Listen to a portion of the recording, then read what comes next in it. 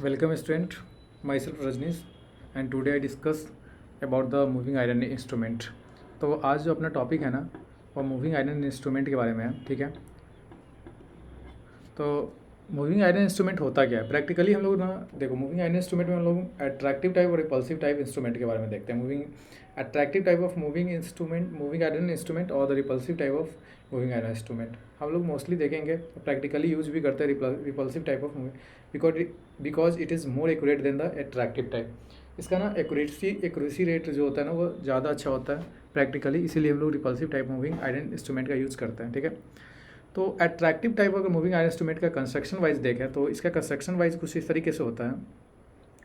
ये तुम्हारे पास ना क्या है कि स्पिंडल एक है, ये तुम्हारे पास एक क्या है स्प्रिंग हो गया, और इधर से एक सॉफ्ट आयरन का फिक्स है, और ये तुम्हारे पास soft iron nickels alloyed when the current is passing through the core. इस तरह का कोर एच टाइप का कोर बनाया जाता है। उस एच टाइप के कोर में ना when current is passing through the core the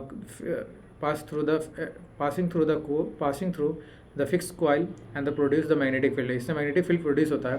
उससे क्या होता है कि ना एक आयरन का हो जाता है ना, आयरन क्या करता है अट्रैक्ट करता है। Iron will be attract toward the strong magnetic field then the pointer will give deflections. तो इसमें ना आयरन क्या होता है कनेक्टिंग है, ये आयरन ना कनेक्टिंग होता है, जो कि क्या करता है ना आयरन उस पॉइंटर को ना डिफ्लेक्शन करने के लिए जब वो अट्रैक्ट करेगा ना आयरन को, तो इससे क्या होता है डिफ्लेक्शन नीडल में आने लगता है, ठीक है। ये इसका क्रैम्प इस ना ये एक डिफ्लेक्शन, ये नीडल का क्या है ना ये ना जो मूविंग आयरन टाइप इंस्ट्रूमेंट है उसका क्या ये नीडल है, उसमें क्या कर रहा है ना वो डिफ्लेक्शन करेगा, फिर एक डिफ्लेक्शन करके क्या होता है क्रैम्प टाइप होता है, यहाँ पे क्रैम्पिंग टाइप होता है, फिर यहाँ पे लीनियर होता है, फिर नॉन लीनियर रीजन, इस तरीके से वो वर्क करता है, ठीक है। बात करते हैं कि जब ऐसा होता है तो एक अगर हम सबसे पहले ना कि iron will attract to the spring magnetic field the point of view deflection, this is the wave forms AC analysis, क्योंकि they is measure one AC and DC बहुत। यहाँ क्या है कि ना मूविंग आयरन इंस्ट्रूमेंट जो होता है एसी और डीसी दोनों को मेजर करता है। तो ये ना तुम्हारे पास क्या है कि एक वेव फॉर्म हो गया, तो ये तुम्हारे पास ना अगर हम इंस्टेंट टाइम के लिए देखें ना तो ये D T time with the time is D T and the current with D I, the change of current with respect to and the with D T, ठीक है। तो ये ना L is the inductor, the L D L. तो सबसे पहले inductor क्या होता है, inductor N five I change of flux with respect to time अगर तुम बात करोगे तो ये तुम्हारे पास तो एल इंडक्टर होता है एन फाइव आई होता है, ठीक है। फाइव इंटू आई जो होता है यहाँ से हम लोग इंडक्टर निकालते हैं। तो यहाँ से इक्वेशन को थोड़ा सा और चेंज करोगे तो मल्टीपल कर लोगे N five into I L. इसके बाद क्या करोगे ना डेरिवेटिव लगाओगे N D five by D T, ये तुम्हारे पास हो गया N D five by D T is equal to I L, I change of flux with respect to time. क्या हो रहा है कि करंट का हम इंस्टेंट टाइम के लिए देख रहे हैं, तो change of flux with respect to time D L, change of D L with respect to time, change of inductor current with respect to D T. ये तुम्हारे पास करंट हो गया, करंट ये तुम्हारे पास इंडक्टर प्लस ये इक्वेशन हो गया, ठीक है। सिर्फ सिंपल चेंज ऑफ करें हम लोग इक्वेशन चेंज के टर्म में इसको लिखें। इससे क्या हो गया वोल्टेज आ गया, voltage N D five by D T is V voltage, change of flux with respect to time, change of flux with N equal to V into I D L by D, ये L D I by D T, ठीक है।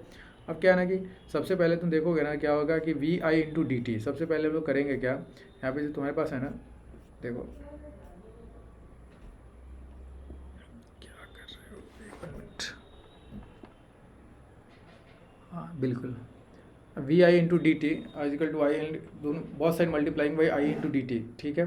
तो इसके बाद ना that is energy input is supplied to the coil as D T second. D T second के लिए जो एनर्जी का सप्लाई होगा तो एक तुम्हारे पास क्या आ जाएगा simple D T, so D T cancel हो जाएगा, D I square into D L by I L into D I हो जाएगा। ये तुम्हारे पास energy input energy supply to the coil D T second में। तो already energy store in the coil क्या होगा half into L I square energy store in the coil. तो final state final energy store in the coil क्या होगा at a time input energy L final energy, तो ये हो जाएगा तुम्हारे करंट तुम्हारा ये हो गया ना electrical input energy supply to the coil, that is called the half L I square. तो L I square I into D I, that is I into D I L into D L, half into L into D L, और ये तुम्हारे पास final energy store in the coil, और ये तुम्हारे पास होगा I into D I total change final energy store in the coil. तो change in store energy in the coil of D T second is equal to the half into L D I by D T plus I into D I minus half of L I square, ठीक है। इस तरीके से ना simple equation को drive करोगे तो तुम्हारे पास भी ये निकल के आ जाएगा half I square into D L plus I L into I L into D आई, ठीक है। तो mechanical work done of the coil D T second into T D into D theta, ठीक है। देन आफ्टर क्या है ना कि सारे इक्वेशन को 1 2 3 को इक्वेशन को इक्वेट करोगे ना, तीनों इक्वेशन को इक्वेट कर लो और फिर तुम्हारे पास ना इक्वेशन जो लास्ट में निकल के आ जाएगा ना, वो इक्वेशन क्या आ जाएगा, वो डेरिवेट ये आ जाएगा तुम्हारे पास, इक्वेशन आ जाएगा T D deflecting torque is equal to half into I one into I two into D. I one into I two नहीं, यहाँ पे सिंपल है कि current is same, I square into D L by D theta, same I square into D L by D theta. तो क्या है ना, ये तुम्हारे पास ना I square into R M S, ये ना एवरेज, ये लीनियर रीजन में I square deflecting torque is I square ये लीनियर हो, आई आर एम एस अगर करोगे ना, deflecting torque is I R M S in the case of A C D C analysis, then the it is I square, but this is the in the AC analysis average the I square RMS. The spring mechanism used to produce the controlling torque. Spring mechanism का controlling torque हम लोग पहले देख चुके हैं, PMMC में देख रखे थे, that is called the controlling torque is equal to deflecting torque. जो controlling torque is Kc into d theta. तो यहाँ पे भी अगर हम सेम बैलेंस करते हैं ना, in the spring is broken the magnetic, वही सेम बात है कि spring is broken the moving iron instrument the pointer is swing to the full scale deflection, वो क्या करेगा इधर से उधर फुल स्केल डिफ्लेक्शन में स्विंग करेगा। Air friction damping method is use to produce a damping torque, air friction damping method जो होगा उसे क्या करेंगे, डैम्प करेंगे।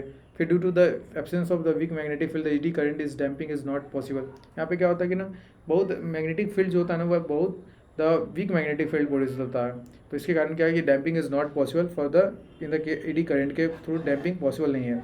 Under the steady state condition, वही स्टडी स्टेट कंडीशन की dam controlling torque is equal to deflecting torque. फिर इसी तरीके से इक्वेशन निकाल के तुम लोग डिफ्लेक्शन कैलकुलेट करोगे। फिर theta is equal to I R M S, I square to R M S, that is non linear, और ये नॉन लीनियर शो करेगा।